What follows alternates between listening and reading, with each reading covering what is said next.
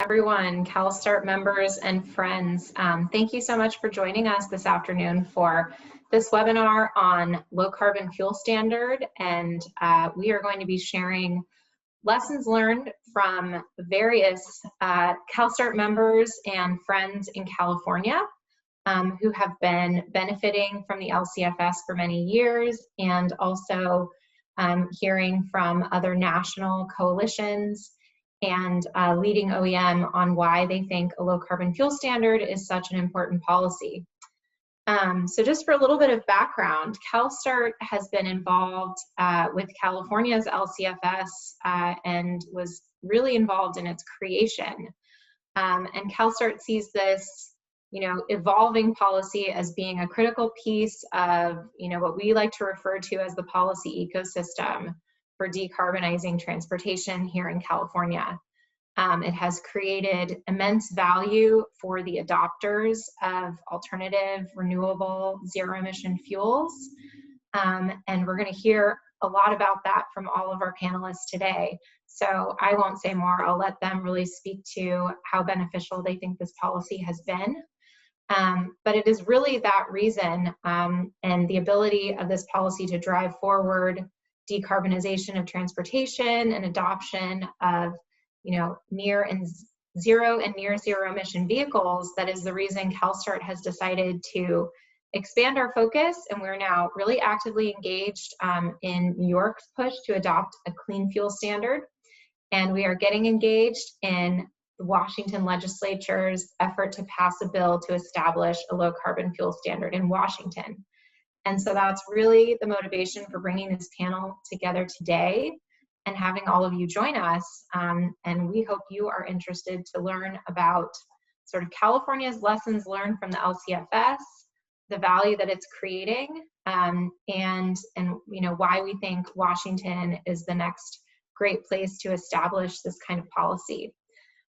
So again, we have a great lineup of speakers. The Q&A function is going to be open throughout the webinar, and we'll probably take one question per speaker as we go through, and then we're going to have a nice, hopefully generous Q&A period at the end.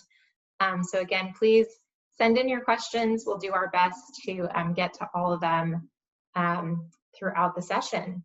So with that, I'd like to introduce Timothy Zank, who is a principal at Molecule and is a consultant to one of CalSTART's members, Neste, and has been integral in getting an industry coalition up and organized in the state of Washington to support the Lcfs legislation there.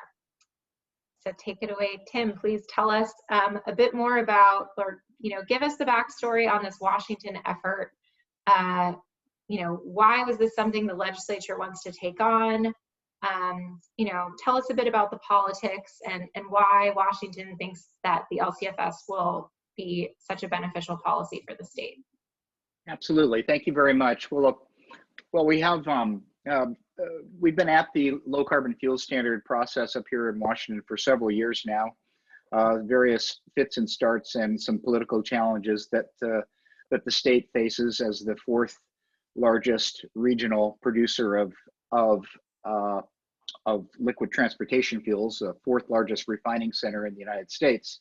And so we face some political challenges, but over the course of time, we have a governor who is one of the leaders on climate-related policies, Governor Jay Inslee, and we have a state Senate and House who have been very diligently working on establishing policies, a range of policies focused on climate change. One of their top priorities over the last couple of years has been the low carbon fuel standard. And low carbon fuel standard are important to the citizens of Washington. And the legislature has been responding really to citizen outreach to address one of the largest contributors to greenhouse gases in the region. We'd also like to be a participant in the Pacific Collaborative and participate in overall reductions of greenhouse gases from California to the Canadian border. So we're bordered by Canada up here in Washington with low carbon fuel standards all around us, from British Columbia all the way down to Canada. And we believe up here in Washington that it's time for us to take on the challenge and establish a low carbon fuel standard. We know the benefits that California, Oregon, and British Columbia and other parts of the world has received from those standards. And that's reflected in some of the public opinion research that we've done that indicates that there's broad and deep support for a low carbon fuel standard here in the state of Washington, with over 60% of Washington voters supporting the adoption of strong policies to reduce the carbon intensity of fuels in the state of Washington. And that support is broad-based from Western Washington to Eastern Washington to every corner of the state. A majority of citizens support the passage of a low carbon fuel standard. So our legislature is responding to the political call from their constituents to enact legislation that establishes a standard to reduce the carbon intensity of fuels. So the politics have been evolving over time. We had an election a few days ago, of course. Everybody's pretty familiar with that event. But in that case, we were able to get establish a stronger, bluer, darker blue Senate majority, and that has resulted in the political opportunity for us to really establish a low carbon fuel standard here in the state of Washington. That's great, Tim. I know that there is a expected bill author for this year, Representative Fitzgibbon, who we were thankful to have at our CALSTART annual member meeting last month. And I also understand that it's kind of an unusual, well, from a California perspective, the Washington legislature is a little unusual in that it's a very short session. Could you remind us sort of what that looks like? Yeah, we have a 2-year budget cycle. This year is the budget session. So it's it runs through the end of April this year. We're a part-time legislature.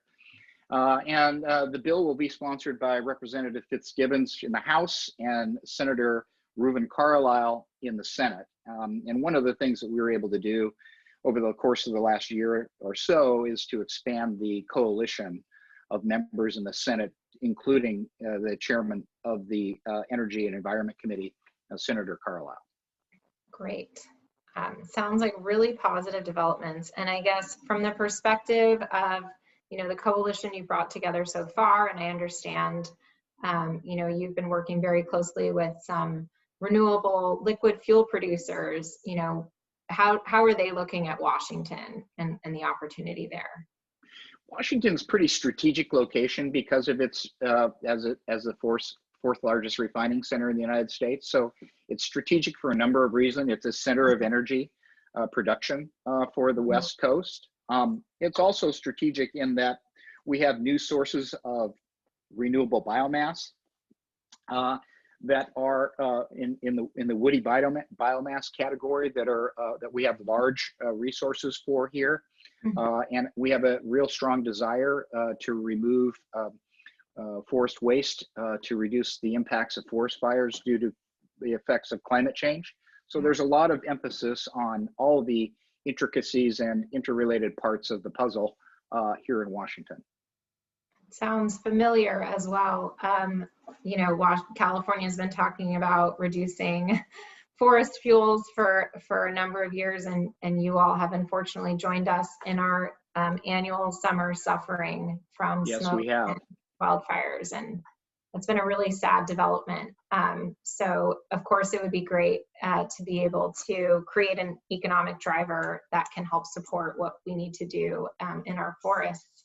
So really, I think great context, especially for all of us that aren't lucky enough to spend a lot of time up in Washington.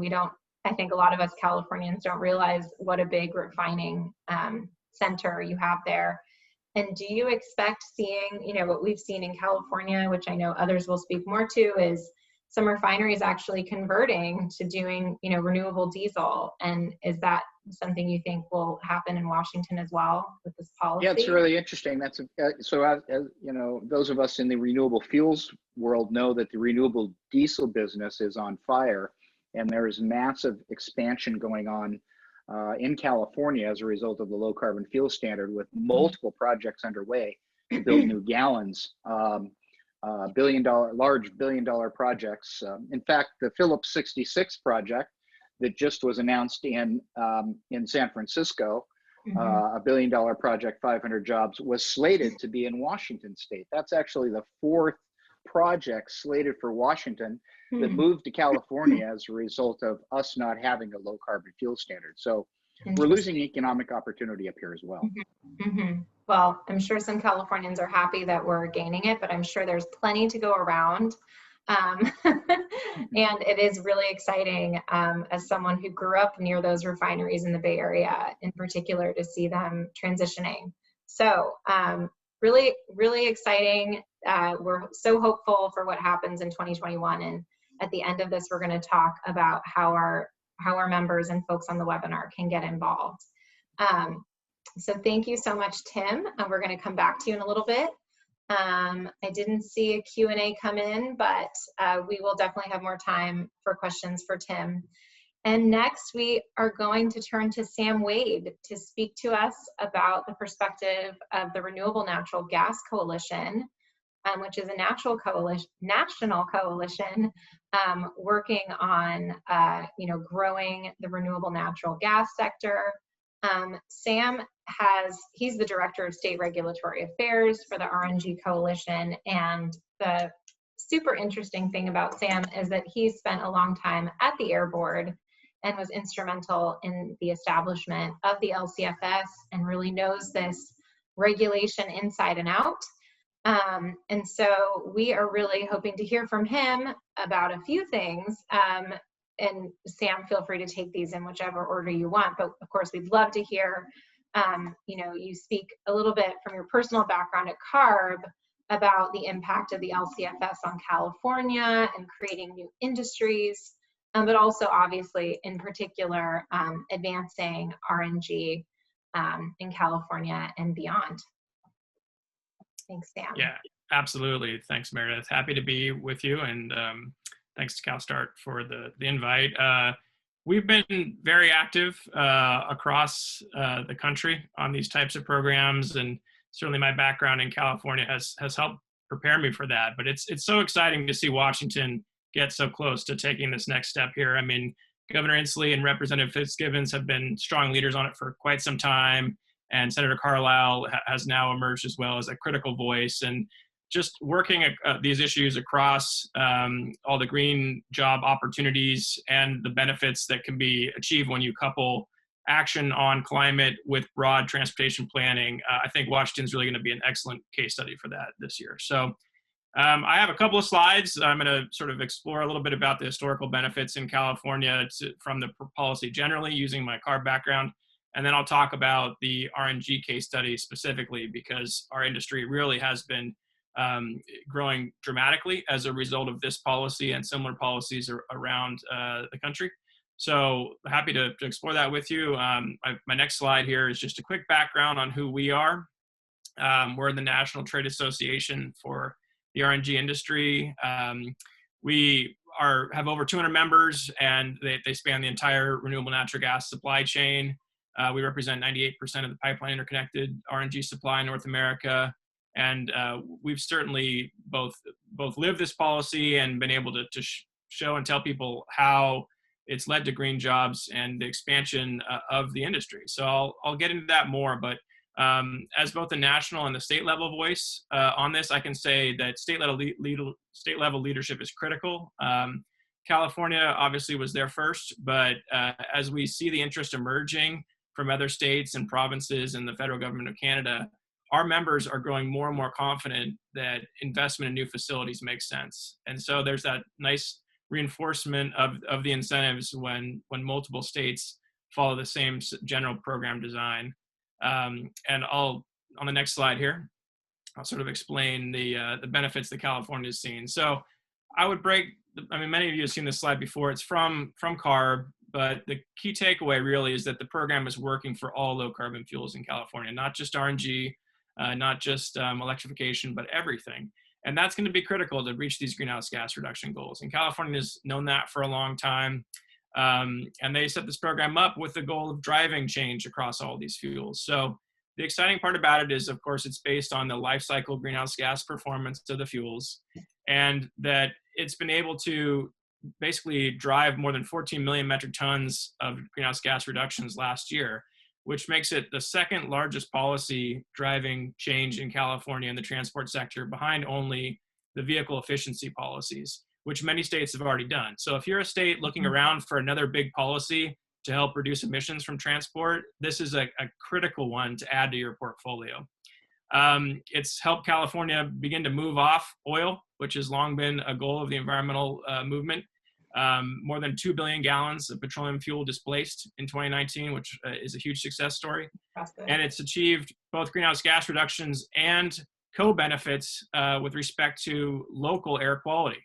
And that's been most noticeable in the displacement of conventional diesel, which, because of the dirty particulate matter that occurs when conventional diesel is burned, is a huge public health issue. So we've seen public health benefits at the same time that we've achieved success in reducing the carbon intensity of the fuels used in the state. So on the next slide, as I said, the program promotes all clean fuels, and it does that by creating a system of tradable credits.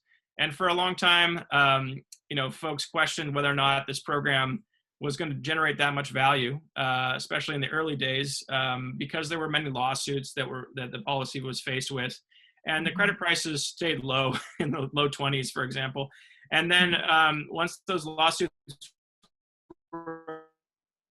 overcame and the industry began to really believe that this was a true driver of the future of the types of fuels used in the state, credit price picked up significantly, and it's been at near the ceiling price of around $200 per ton for quite some time now. And that really is one of the highest carbon prices in the world.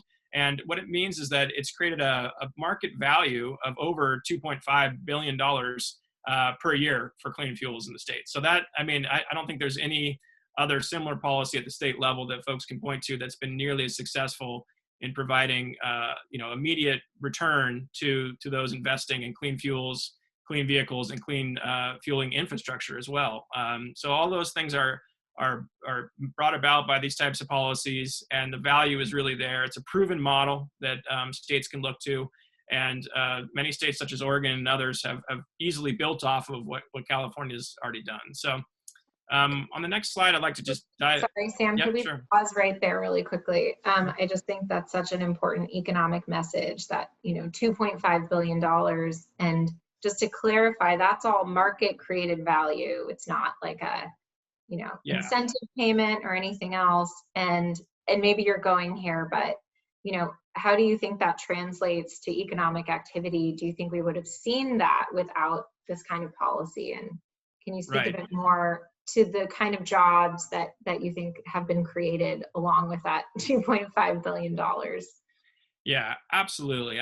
Tim touched on it a little bit earlier, but having a policy like this in your state makes it so much more attractive for clean tech and venture capital and others associated with the clean tech industry to focus on your state and to develop projects in your state and to develop the underlying technologies in your state.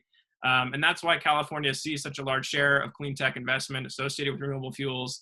And that's why the world leading projects are being cited in the state, both from the liquid fuel side of things, obviously a lot of EV companies, as we'll touch on later, as well as a lot of renewable natural gas projects. And the renewable natural gas industry is unique in that it works with organic waste feedstocks that society produces and are creating big climate problems right now associated with methane, as an example.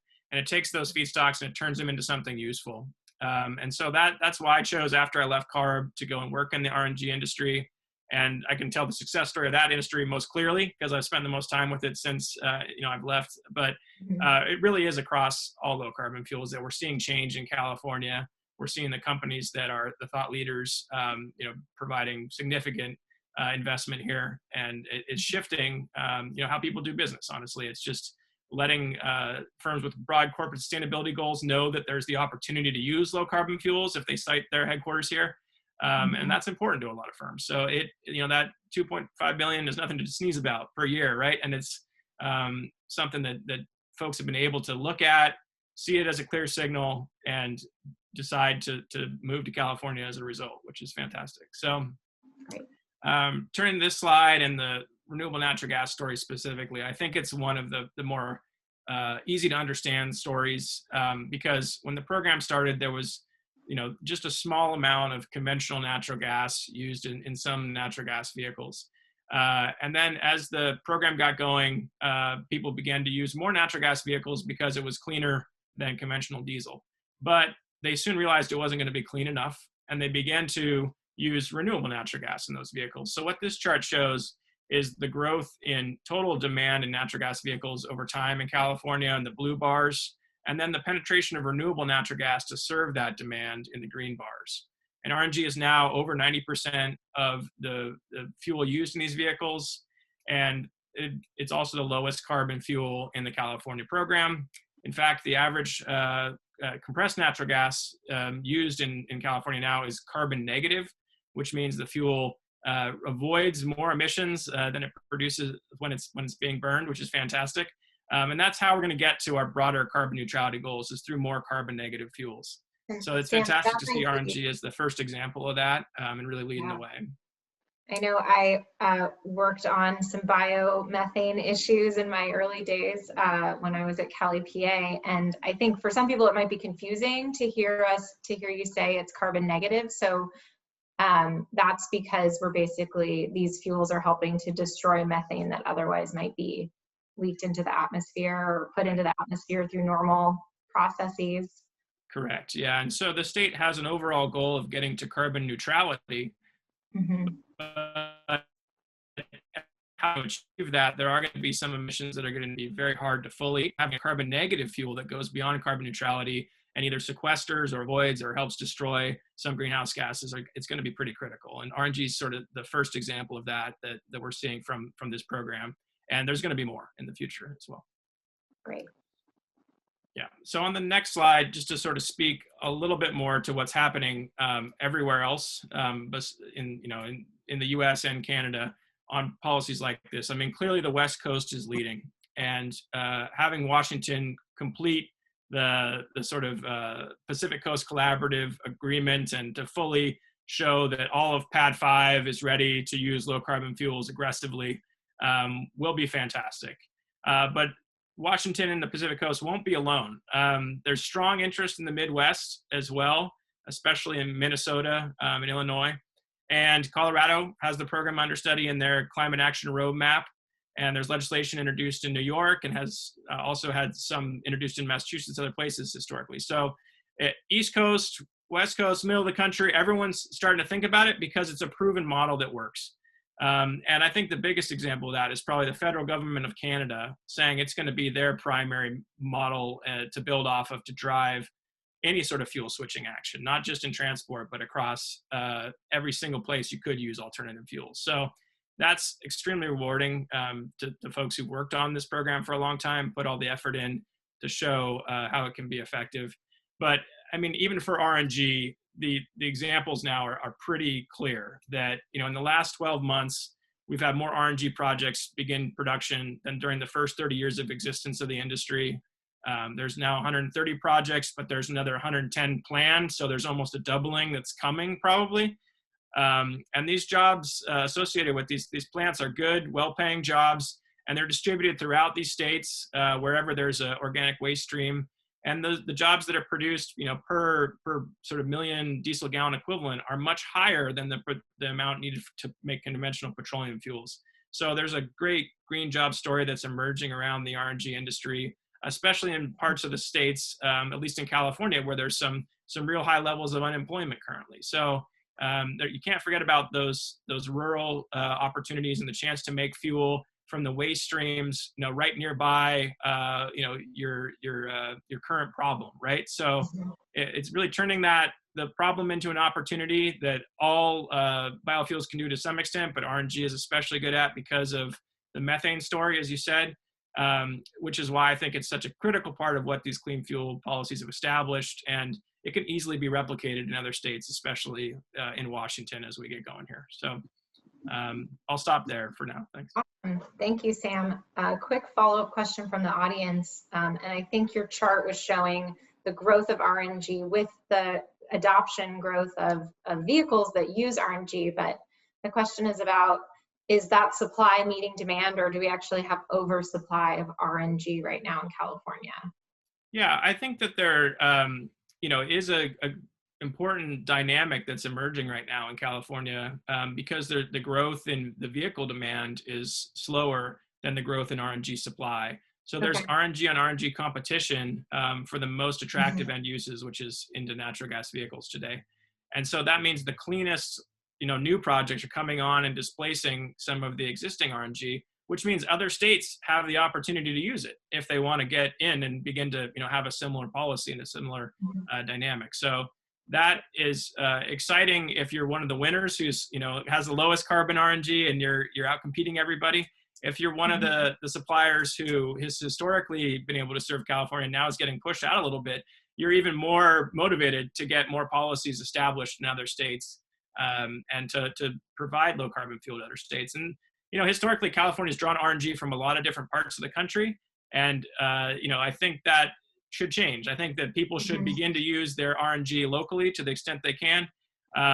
California is always going to be a big demand driver because there's a lot of people and a lot of driving that goes on here. But if states like Washington want to use their own resource more fully, they need a policy like this to be able to compete and to draw that resource to be used in the state. Great point. Thank you, Sam.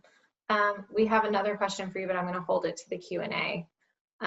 Thank you so much for being here with us and sharing all this great information. And we are going to pivot to a completely different perspective, but also someone with a wonderful national perspective on the importance of LCFS policies. We have Thomas Van Heeke with General Motors. Tom is GM's policy lead for mobility and climate change. And I'm always happy to be working with the GM team. They have such depth of policy knowledge, and really appreciate collaborating with them. And Tom, we are hoping to hear from you about how an LCFS in California has been helping to drive EV adoption, and also how you're looking at that potential in other states like Washington. Sure, thanks Meredith, and thanks to the whole CalSTART team for putting this together and inviting us to participate. We're members of CalSTART. We really value our partnership and your leadership as an organization on these issues. And on LCFS in particular, we see so much promise in this policy area. And just on a personal note, I really like thinking about it and talking about it, so it's great to be here. Maybe I'll just start on the next slide here, sharing a little bit about a story that I think many of you will be familiar with. GM is in the midst of a major business and cultural transformation that Mary Barra, our CEO, embarked on, oh gosh, maybe 4 years ago now, setting up this vision for a world of zero crashes, zero emissions, and zero congestion, and her vision for how GM can play a role in making that world a reality. I'm going to focus on the zero emissions part of this today and talk a bit about how LCFS can advance vehicle electrification, and the ways in which we see a variety of benefits there. So on the next slide, you'll just see why this is so important to us. GM is completely committed to an all-electric future in our vehicle offerings. We're all in on this, and I think this quote from Mary really sums it up. GM is committed to putting everyone in an EV. There's a number of reasons why that's important, not least of which, of course, is addressing climate change, but this is a great ownership experience for consumers, for drivers as well. EVs are fun to drive. They're better cars. It's a better ownership experience. We need to somehow accelerate that transition, though, and that's going to take several different things working together, and you'll see that list on the next slide here. As we've been sort of embarking on this journey, we've identified sort of 4 key issues that accelerate and will lead us to mass market EV adoption. One of those things is providing longer range in these vehicles at an affordable price, and ensuring that there are offerings across the vehicle segments. So GM is doing its part here. I think you've probably seen the announcements, the Hummer EV, the Cadillac Lyriq. We've got a refreshed Chevy Bolt coming out in the near future, and many more announcements to come in the coming months. which will demonstrate new entries in the crossover and truck segments. The point being here that on the supply side, it's important to provide vehicles that meet everyone's diverse wants and needs. People have different capability requirements. There's fashion and style that go into this. Some folks need to have a vehicle that can take them to Tahoe. And these all need to be EVs that are affordable to the mass market. We're on that journey, we're well on our way, but other things have to play a part here to build an ecosystem that's sustainable and that can meet the needs of everyone out there as we march toward 100% EVs. Ubiquitous charging infrastructure is a part of that story. GM's partnered with EVgo to help build out public DCFC installations around the country, but supportive policy is really necessary here for several reasons, and I'll get into some of that here on the next slide. One of those policies is a low carbon fuel standard. GM sees several benefits here. The first being that LCFS policies are effective climate policy tools. They reduce greenhouse gas emissions. In California, there's expectations of about 100 million metric tons of GHGs avoided due to LCFS in the coming decade. Does that solve the problem? No, but that's 100 million metric tons we don't have to find somewhere else. And I think you talk to anybody who's smart about this problem, there's not a single answer to the solution or to this challenge. It's going to take a lot of different things working together, and we can't afford to leave anything on the table. This is a part of the story, as Sam so eloquently pointed out as well during his presentation. Second, and we've started talking about this already today, LCFS policies encourage innovation and they can create jobs. This is important in and of itself, but there's politics involved here too, and this is part of making this a viable political choice as well for decision makers. They're supported by an uncommon variety of stakeholders as well. Going back to this point about politics, this is one of the things that I like about it. You can build a really big tent around LCFS policies in a way that is harder to do on some other climate policies in particular. There's something here for almost everyone. There are things to like about this. There's money to be made for folks in the ag sector, for OEMs like GM. This, of course, delivers environmental benefits, and that's really important, again, for both political viability in the first place, but then durability over the longer term. And I think we've seen this play out in the California example. Initially, this is a very contentious policy, lots of litigation, but over time, I think everyone's realized that there's something in it for them, and we've now settled into this place where it's creating opportunity and creating a very valuable market, actually, for a number of stakeholders. Tom, and finally, jump in. Oops, sorry. Sure. On your last point, and maybe this is where you're going, but when you speak to this, how does the credit generation actually work in the electric vehicle charging space, and sort of who's the credit owners and who sells them? If you could, we're getting a couple. Yeah, for sure. In the chat. I'm actually going to get there in this bullet, and actually on the next slide, we can jump right ahead to the next slide where we sort of get into this in a bit more detail. So, from our perspective as an EV manufacturer, one of the things that is so appealing about LCFS is that it can create revenue that we can put back into the system to incentivize purchase of EVs in the first place. And the way this works is with the right program design, at least on the residential side, you plug your car in at night in your garage, the utility gets to claim the credits because it's providing clean electricity as a transportation fuel to that vehicle. The utility can then sell those credits to someone who needs them to comply with the standard, because they're providing gasoline or conventional diesel. And then with the right program design, as in California, some portion of that revenue can be collected and put into a central pool to fund, for example, a consumer-facing EV purchase rebate program. And that's what is being done in California right now. That's the kind of model that we think makes the most sense to help this program accelerate EV adoption in other states as they adopt it. So as we look to Washington, Minnesota, New York, other states that are considering this, that's the kind of program provision that GM certainly thinks makes a lot of sense as a way to help encourage EV purchases. And one thing that's important about that is it ends up becoming this sort of self-funding virtuous cycle. The more EVs that are on the road, the more credit revenue you generate to fund a richer, bigger consumer rebate that puts more EVs on the road, and on we go. All of this, of course, happens outside of the annual appropriations process, and that's also really important because in a time of budget constraints, we don't have to fight over this the way we do with GGRF funding in the legislature in Sacramento every single year. This is sort of self-contained. The money's being made and it's being spent outside of the exigencies of annual budget politics. So on the commercial side, if you're a fleet owner and you're charging your vehicle in your depot every night, you actually get to capture those credits yourself directly. And what's important there is that helps to pencil the business case for the somewhat higher upfront capital cost of, for example, in the near future here, a medium or heavy duty EV purchase for your delivery company or whatever it is, or if you're a transit bus operator. And I know others will speak to that more directly in a presentation or two here, so I won't go into it. But that's important too. And then finally, depending on how the program's designed in your state's particular grid, there are opportunities to create what are called incremental crediting provisions that allow you to couple charging with even greener electricity than the grid is providing. And in doing so, you can capture revenue that way. And in some programs, as in California, there's opportunity there for automakers to capture credit directly, which is a nice extra benefit. And ultimately, all of this just means we're selling more EVs, which of course is GM's business. So that's where the business piece comes into it as well, as it's being an important climate policy tool. I'll stop there. Thanks so much. Happy to take a question now and then more later. But thanks again for having us. Thank you so much. I'm going to drill in really quickly on, what's just recently happened in California. So you mentioned that the utilities are earning the credits for residential charging, and they're pooling them together to create a new, basically, to the consumer, it looks like an off-the-hood rebate when they go to the dealership. Right. Correct. Okay. And that's called the Clean Fuel Reward in California. And again, that's how we've set up our system. I think we expect that other states might follow that. But just want to clarify for our national audience that this is a new LCFS funded, point of sale rebate for electric vehicles. And Tom, is that $1,500? Do you remember that? Yeah, that's the plan.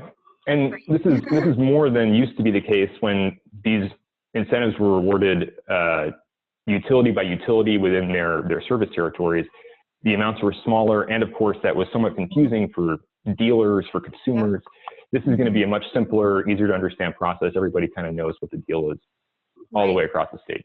Yeah, I know people are really excited. Just wanted to make sure that everyone kind of understands what that is. And yes, I got a $599 bill credit, which of course I was so happy with in SMUD here in Sacramento, but I would have been really happy with that $1,500. Yeah. So exactly. Thank you so much for explaining how this all works and how this policy is encouraging electric vehicles.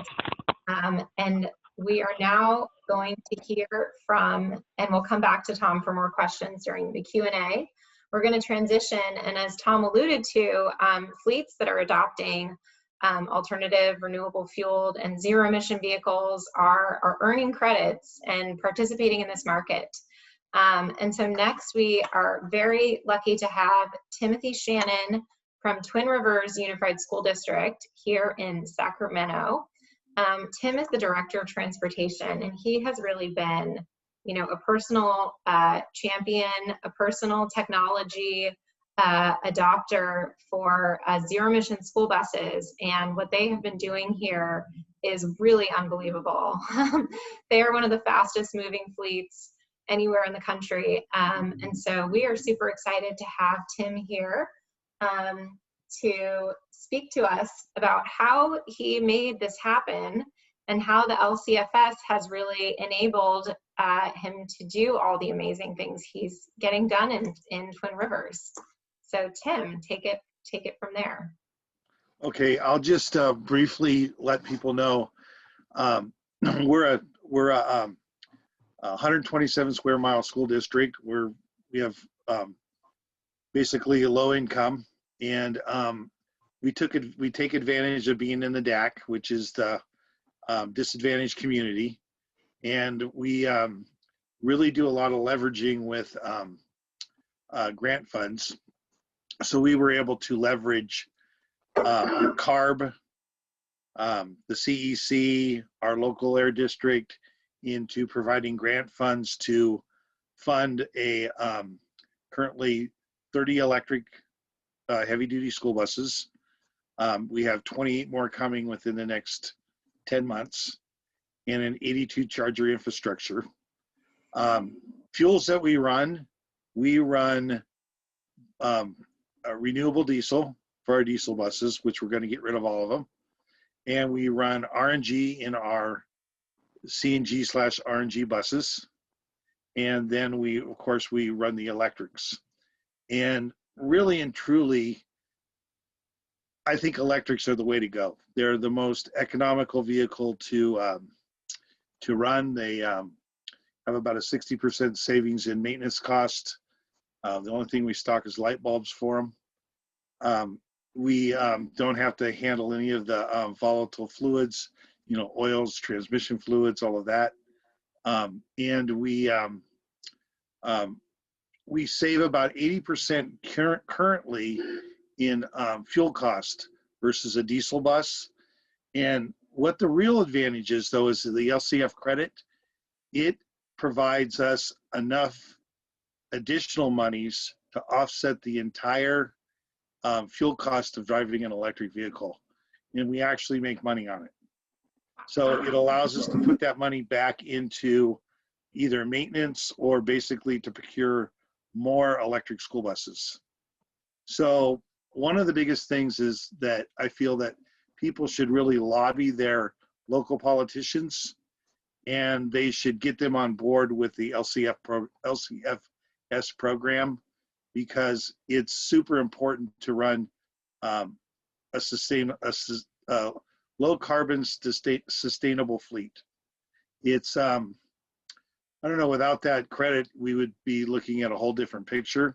But as V2G comes along, which we are piloting some programs on the AC side and the DC side, which won't just be a pilot program, it will be part of our whole entire program that we run.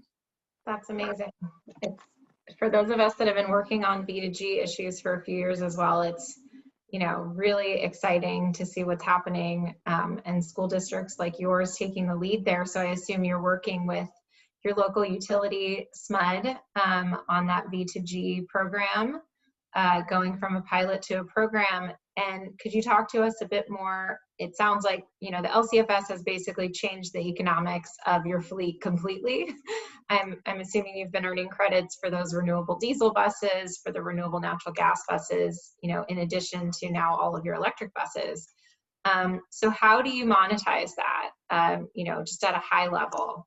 So currently we're we have been utilizing a firm out of the Oregon area, Clean Futures, and they have been looking at our electric bills and our consumption of CNG, and then they report that out for us to and give us our basically a cash check, and then we then apply it towards our fuel costs and then some. But really and truly, when you look at it, what we're going to do is we have a company that we work with that's going to manage all of that in all of our energy usages, because we're going to do, our fleet is actually going to be it's going to be managed, power management, charge management, Okay. and we're going to track all those credits, and we are then going to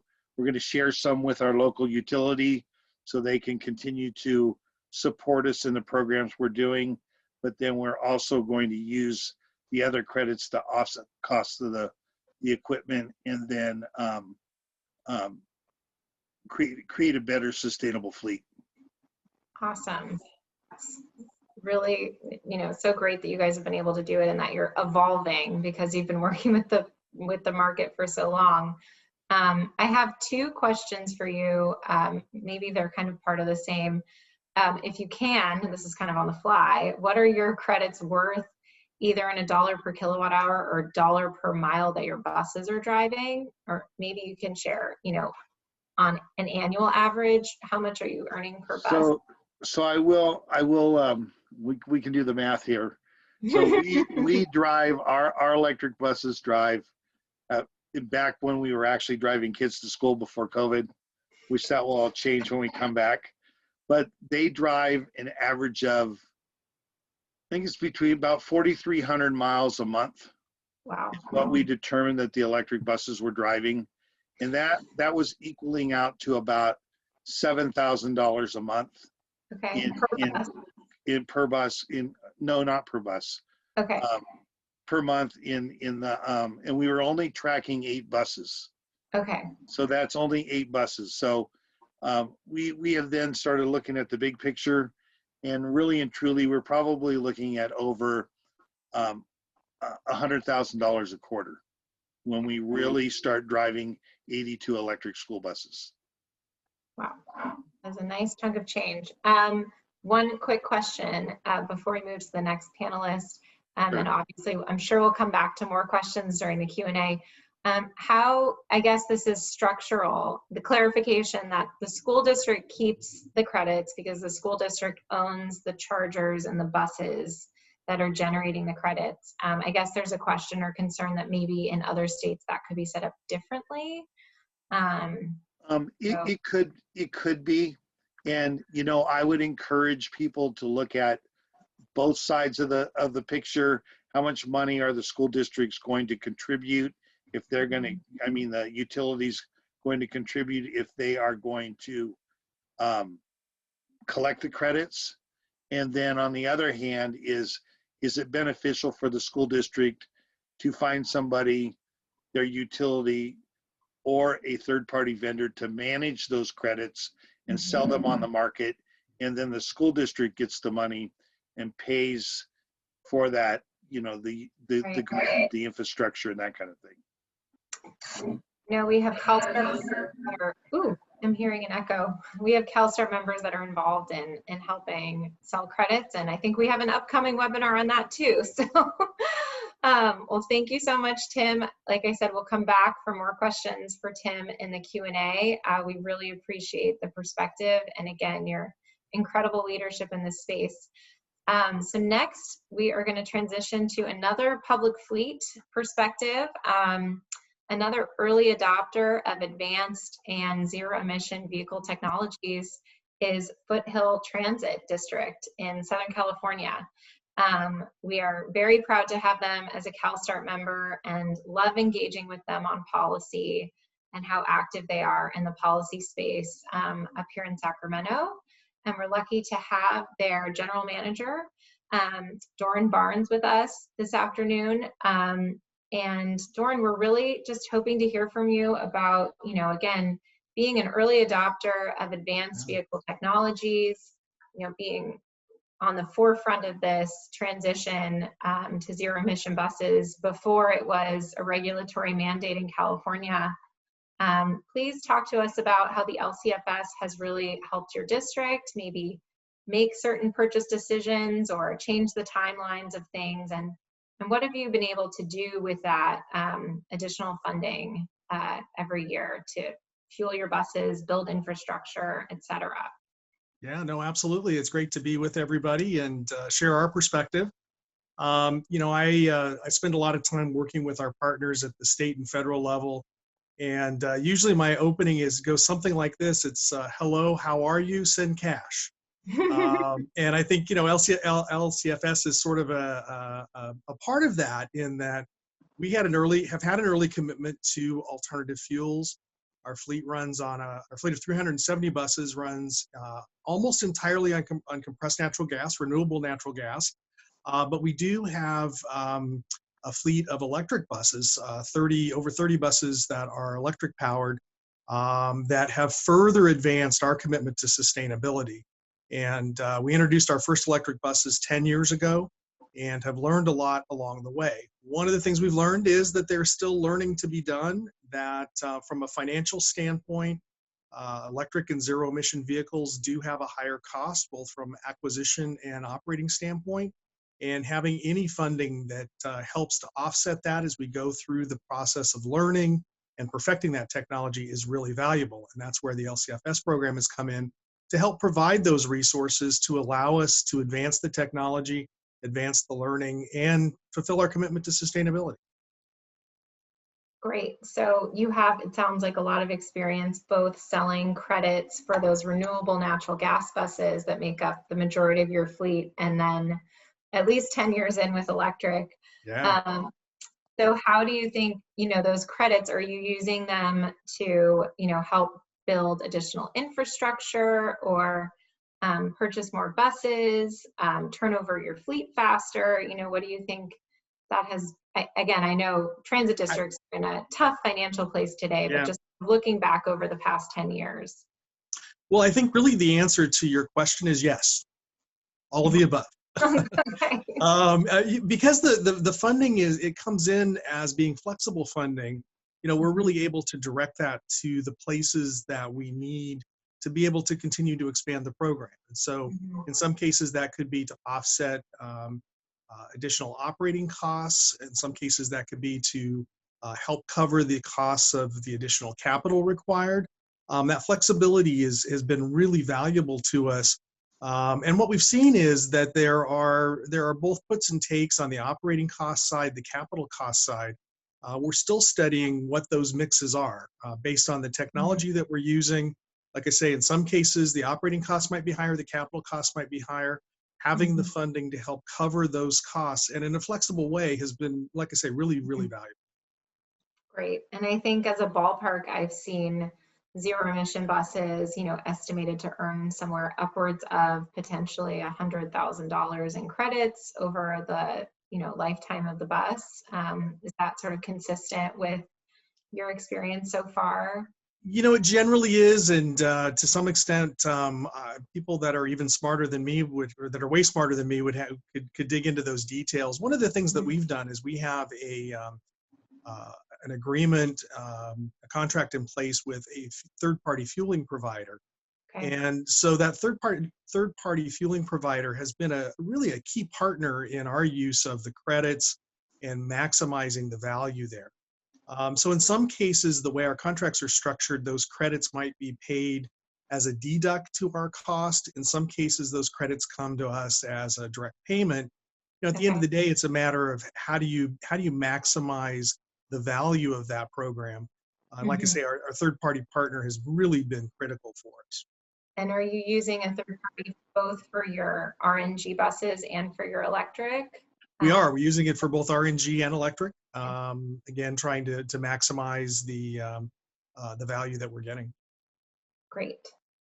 That's wonderful. I know that infrastructure is, an additional upfront cost for, either type of alternative or zero emission bus. And so, my understanding has been, taking those LCFS credits and thinking about how that can buy it down, and seeing these new third-party business models develop for really this charging or fueling as a service seems like a place where a lot of folks are going.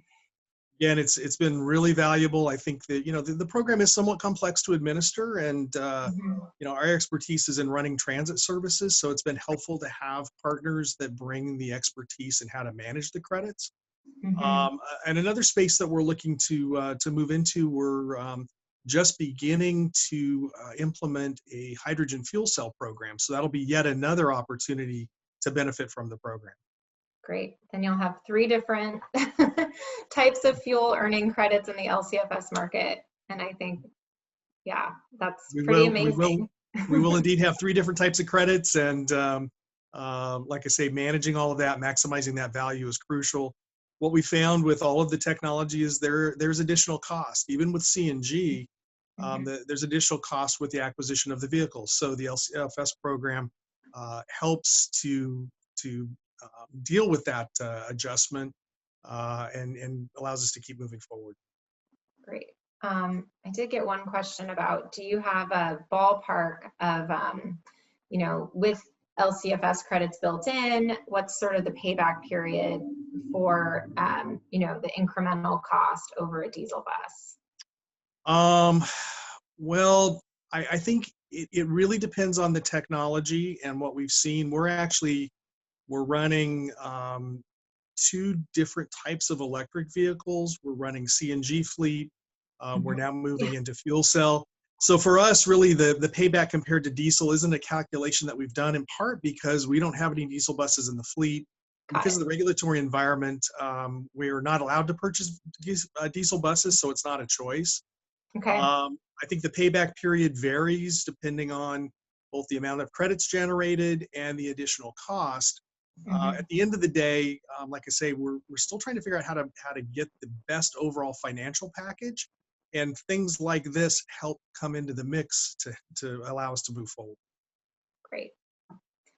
Well, we may see some more questions again come in during the general Q&A, but really, again, so appreciative to have you here sharing with our members what you all have been able to do and how you're monetizing these credits, and, so appreciative of the leadership of Foothill Transit, and excited to hear about your hydrogen program, and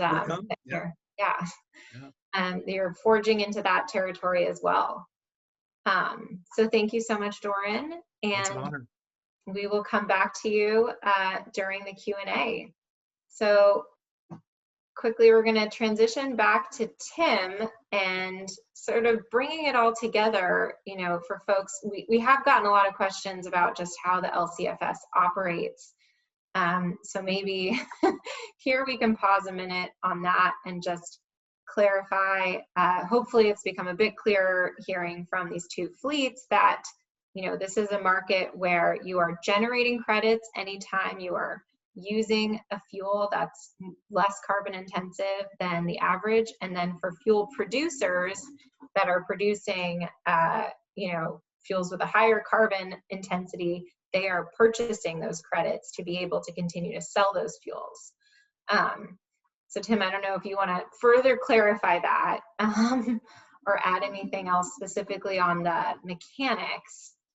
But then I think just getting back to the coalition you're building in Washington and sort of the next few months, what do you see, happening next, and what kind of folks are you looking to join the coalition in Washington and add their voice? Well, first, the mechanics of the Lcfs from sort of the California model are pretty straightforward. Yes, there are some challenges, understanding how to implement those in areas of the transportation sector that aren't used to doing that, but it's a pretty straightforward program. And the Washington legislation is modeled after how it was done in California and Oregon. And so, we see that same sort of system being put in place here in Washington. So people wanting to get involved in the low carbon fuel standard process up here in Washington are encouraged to do so. We have two organizations, or a number of organizations, that have come together to form a coalition. One is Clean Fuel Washington, which is a group of fuel producers and battery charging companies and waste haulers and landfills and other organizations that are in the business of either manufacturing or producing renewable fuels of all kinds. We would encourage people who are interested in participating and getting a low carbon fuels standard passed here in Washington State to contact me directly, and we'd love to talk to you about that. But a broader coalition here that comprises the business community and also environmental organizations has also come together to really educate citizens and NGOs and groups to sort of understand the ins and outs of a low carbon fuel standard, and to answer any questions of various communities and various sectors, whether it be agriculture or, in this case, in the forest products industry, the aviation industry, and maritime are all real important constituencies up here in the state of Washington. So we've been working really hard to sort of socialize the policy elements of a low carbon fuel standard with those groups, and we'd encourage anybody who wants to participate in that to reach out, and we'll loop you into our organizations. Great. And I see that Tim has his email in his name because he is so savvy with Zoom. So folks, that's Tim's email next to his name. And I know we also have a slide with our CalSTART contact information if folks want to reach out who are CalSTART members. So again, we're going to be also engaged as much as possible in this coalition for this very short and intense push towards April in Washington, and hoping to bring as many CalSTART member perspectives. As Tim said, this is and I think we've heard today, the benefits of this policy are really broad. The carbon reduction potential is massive. You know, transportation emissions in California have been a stubborn thing to crack, and the progress we have made has been really on the back of the Lcfs so far.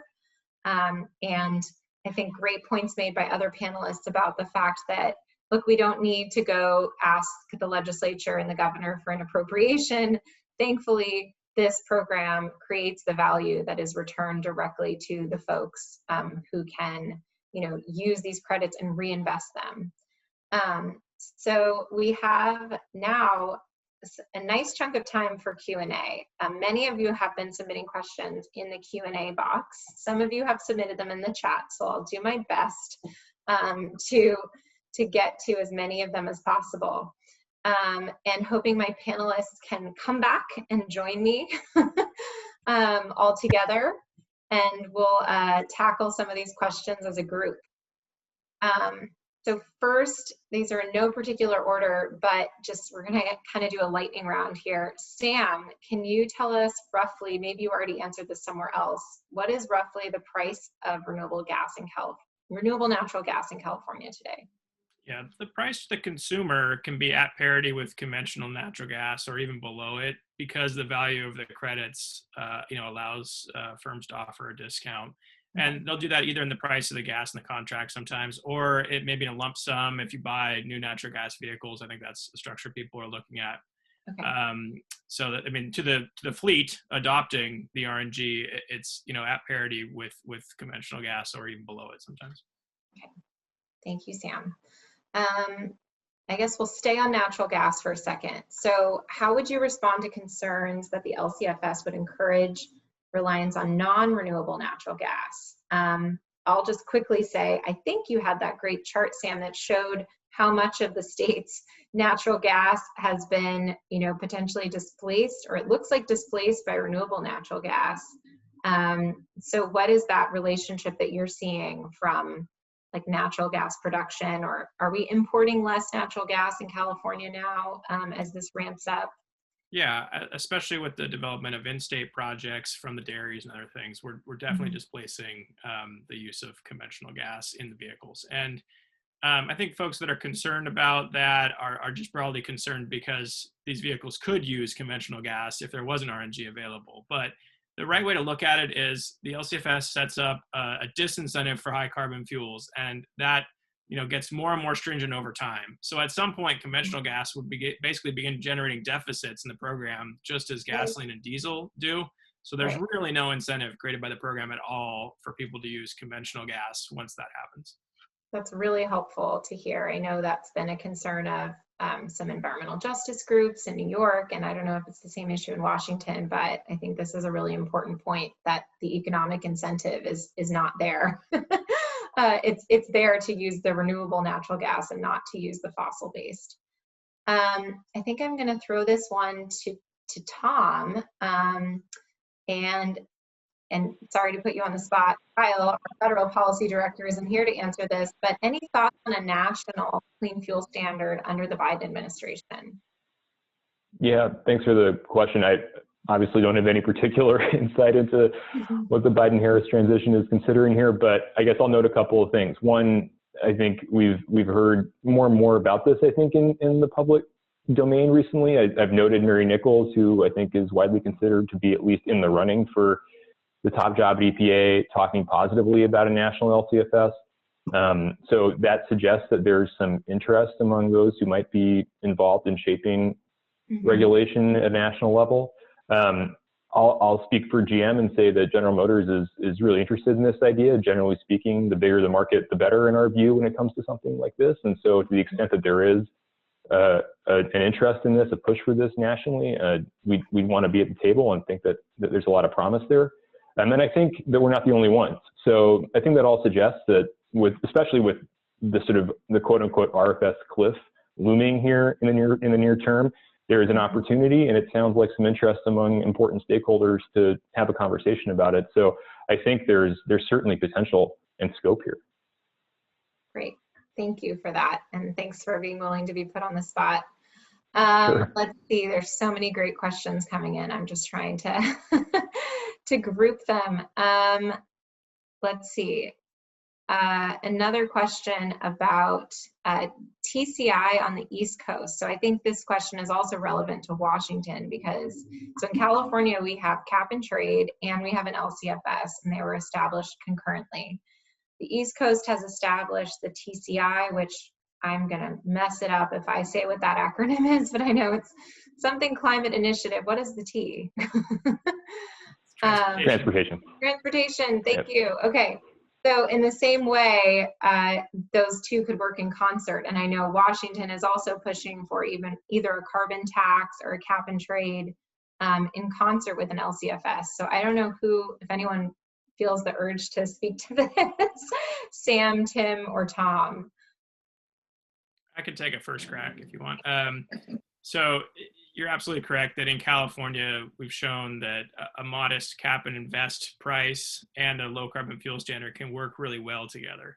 The way the cap and trade program works in California is the actual credit price is not high enough to drive people to switch to the other fuels, but it is high enough to raise a significant amount of revenue that the government can then redeploy in various ways that are helpful. And that's a nice complement to the broader market that the LCFS creates, where the government doesn't touch the value at all. And it's true competition based on the carbon intensity performance of the fuel. So you can absolutely do both together. There's no conflict between the two. And the LCFS is a much stronger driver for fuel switching, but the value raised from a cap and invest program can be used to achieve targeted goals, including equity goals, which is also a critical part of these conversations. Thank you. Anything to add, Tim, Zenk, or Tom? Yeah, I would just say that, yeah, we're most likely looking here in Washington at a cap and invest program, and in addition to a low carbon fuel standard. And it's very true that the two programs work quite elegantly together. If you think about it, one provides an overarching sort of price on carbon, as in cap and trade, and the other one really focuses in on transportation emissions, which is really the focus here of the low carbon fuel standard, and are very difficult to get at. And the other goal of the low carbon fuel standard, which is a key ingredient and benefit of the low carbon fuel standard, is that it forces changes in the types of fuels to lower carbon, lower intensity, or zero carbon intensity, or negative carbon intensity in the case of Sam's fuels, which is beneficial to the overall sector. And then the low carbon fuel standard, as was mentioned, is a way to buy down the cost of technology as those systems are implemented over the course of time. So it works quite well together, and we're hoping that we can institute those standards up here in Washington State. Great, thank you, Tim. Next, I want to go back to our fleets here today. We've gotten a couple questions about generating revenue, which I figured we would. We've been asked for some case studies, which I do think it would be a great thing for CALSTART to pull together, especially with our awesome panelists here today, maybe an offer to these other regions, of how you're monetizing the credits. We're getting that question to help educate other fleets. And then the specific question is, what level of detail does the program require in your reporting? I think that would be helpful to hear from Doran and Tim. And do you have to use these credits, your revenue, on anything in particular? I think I know the answer, but Doran or Tim, either of you want to take that first? I can chime in on it if that's all right with Doran. Sure, go for it. As for the funding, you could use it on anything you want, because it's basically a return on what you've earned. You're driving more expensive clean vehicles and you're getting that return on it. Of course, we reinvested into technology and reduction of fuel. So we run a zero cost electric bus program as for fuel. As for the reporting, I don't actually do the reporting. We have a third party doing the reporting, but typically it's been just turnover. We turn over the meter data, but in the future, We will collect that data through a charge management system, and then we will attach that report or send it to either our electricity provider, CalSTART, or another third party. Thanks, Tim. You're welcome. Doran, anything Yeah. to add or different? Really, I think our experience has a lot of parallels. The flexibility of the funding is, I think, a real important aspect. So we can apply that to whatever part of our program it's best suited. From a reporting standpoint, again, we're using a third party also. I do think that, at least from what I've learned about it, it is somewhat complex. And for us, there's been just great value in having somebody outside of our team who really has that deep expertise to get the maximum value out of the program. Thank you. Yes, and I know that is the case, and there is certainly some complexity. And many CalSTART members in the space of helping fleets monetize these credits. And we've also within CalSTART been kicking around some ideas for how to make it even simpler potentially, and creating a statewide program where fleets could borrow against the value of their future credits and create some more capital funding, either to buy vehicles or infrastructure. And we've been working with partners at NRDC, the Silicon Valley Leadership Group on that, and getting some interest from the governor's office and the treasurer's office. So stay tuned.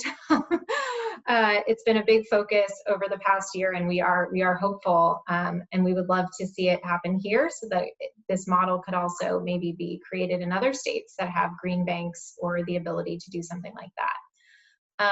So with 15 minutes left, we sure do have a lot of questions. Thank you to our really engaged audience. I'm going to try to get to as many of these as we can. I think those were really helpful answers from our fleets. And like we said, I think CalSTART is interested in helping to pull together some of these case studies to share across the different states. We got a question about, and I think maybe Sam might want to take this one. How does an LCFS help the ag community and farmers? I think I know the answer for dairies, but are there other things that we're not thinking about in terms of renewable fuels? Yeah, I think to the extent that in general, biofuels provide another revenue stream for farmers, the LCFS has helped. But what it's also done is it's forced folks that are using conventional crop-derived fuels to get cleaner and cleaner over time. And another thing that I think people who are really on the cutting edge of these policies are looking at is how to recognize the best harvest practices in the life cycle of the fuels. So that's not been done too much in California's program to date, but in the Midwest and other places, there's strong interest in recognizing soil carbon benefits and just broadly best harvest practices and incorporating that into the scoring. So you're right. So far, it's been mostly the dairy industry and others that have directly benefited, but there's lots of potential for a program like this to have big benefits to the agricultural sector, especially to the environmental leaders in that sector. Great. Thank you, Sam. Another kind of, I know we've heard this question a lot in New York, criticism from the environmental justice community about continuing pollution in disadvantaged communities. I know Sam spoke a bit about local air quality benefits as well from the switch to renewable fuels, and I'm sure our EV OEMs and EV fleets can speak to the major air quality benefits that they've had, but anybody want to jump on that? I could start, sure. I think that all of these fuels that have been incented by the LCFS thus far have better air quality performance than conventional fuels. So even if you live in a historically disadvantaged community that has a lot of diesel truck traffic through it, and people just begin to switch to these fuels in those vehicles, there is an improvement. I know there's many other concerns, right, about where the production facilities are and what the air quality performance of those production facilities look like. But on net, I do believe that there's been a strong air quality benefit, especially in disadvantaged communities, because they're the ones who have historically suffered from diesel pollution. So I think in the future, everyone should do a better job of showing that, because it is such an important part of the story. But those are critical questions, and it's fair to ask programs like this to show the benefits that it provides to disadvantaged communities. Great point. I know in California, over 2/3 of our zero and near zero emission vehicles deployed through HVIP, which does include some, CNG vehicles, have gone into disadvantaged communities. That's where they're domiciled. So, HVIP isn't a scrappage program, so we can't say, oh, for certain that displaced, but, we believe certainly that those are displacing diesel vehicles in those communities and making a significant impact. A question Meredith? oh yeah, please go ahead, Tom. Sorry, just really quickly on that equity point as well. One thing we're seeing in Oregon, which is in the midst of the electricity-focused rulemaking to enhance its clean fuels program, is a renewed focus on equity and consideration under the current staff proposal of establishing an equity advisory committee that would help guide how some of the investment is made using the dollars generated by revenues under its clean fuels program. That's a great example of forward-thinking innovation and improvement in program design that can help address this particular question above and beyond the existing improvements in air quality that happen just naturally through fuel switching that occurs as a result of the program's incentive structure. So there are ways to target these programs even better than they already are, I think, in addressing this particular issue. So that's something to consider as other states look to design programs, whether it's Washington or others. Absolutely something to put on the table. As Sam said, a fair question and an important thing to keep in mind, but there are ways to keep making progress here. So Meredith, I heard something that you said I wanted to chime in on when you said that, the HVIP programs, they don't require you to eliminate the bus. I will tell you what we're doing. We're stacking funds on top of those HVIP funds that require us to get rid of the bus. And in some cases, we're crushing 2 diesels for 1 electric. Wow. Okay. Love hearing those stories. Those are great things to take to the legislature and explain how all these funding sources work together. So thank you for clarifying that about the scrappage. So related to vehicle technology, I think this may be particularly relevant for buses. We got a question about, I don't know if Twin Rivers or Foothill are currently using any plug-in hybrid drivetrains, but it's my understanding that a plug-in hybrid would generate LCFS credits, whereas a non-plug-in hybrid would not. Is that correct? Okay. That is correct. And do either of you, Doran or Tim, have experience? Okay. I think in the in terms of the transit space, and whether that's school bus or whether that's public transit, I think the use of non-plug-in hybrids, we're seeing less and less of that. We're really not seeing the value of a non-plug-in hybrid in terms of the additional range, the additional performance that you get versus the cost. It just doesn't pencil out at all. So we're going to plug in only or grid powered in terms of the technology. Another important point to keep in mind is that the duty cycles of these different vehicles are very different. So the duty cycle of a school bus is way different than the duty cycle of a transit bus. And the advantage of the school bus fleet is that they do have more charging opportunities than we often have on the transit side. So again, it's a matter of taking the right technology, the right economics to solve and accomplish the mission at hand. Yeah, great. Thank you so much for that answer. And I think that's why we see such great potential for vehicle to grid technology with school buses, because they are plugged in for more hours often than some other vehicle types. I think, so I'm going to do one last question, and then we're going to go to a thank you and how to get in touch with us slide. So is the LCFS a barrier to moving towards more vehicle electrification? The question is, it looks like California, Oregon have been quote unquote dominated by biofuels. Is there a trade-off to pursuing an LCFS rather than directly supporting vehicle electrification? So there's a lot in there, but I think what we're seeing is, yes, a lot of that value has been created by biofuels, but I don't know if Sam, if we can go back to one of Sam's slides, I know we have a few people at the controls, and I'm not one of them. But maybe they've created the most value to date because those markets have been more mature. But I know that we are seeing in the last few years, the value created by electric vehicles really being more significant. So, yeah. Can I speak to that a little bit? I think that it will shift as there are more and more deployment of electric vehicles. I mean, electricity is one of the lowest carbon fuels available today. And when used in electric vehicles, it receives a very good amount of credit. So the reason the value historically has been primarily to biofuels is the EV fleet was just so small. And that will shift over time. And so I think it is a strong promoter of electrification, but it needs to be done in concert with other policies, including, basically vehicle mandates in California at least. And that sort of thing has worked, right? When you both push from the manufacturer side and offer a pull from the LCFS value on the fleet side, you get real change. Yeah, great, thank you. Tom or Tim, Zenk, anything to add there? I kind of look at it as the low carbon fuels policy is the fastest path to decarbonization, whether it's molecules or electrons you're using.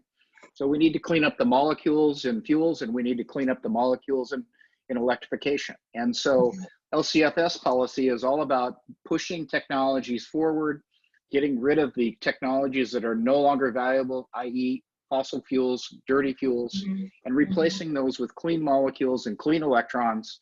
Rising tide in that sector lifts all boats, as far as I'm concerned.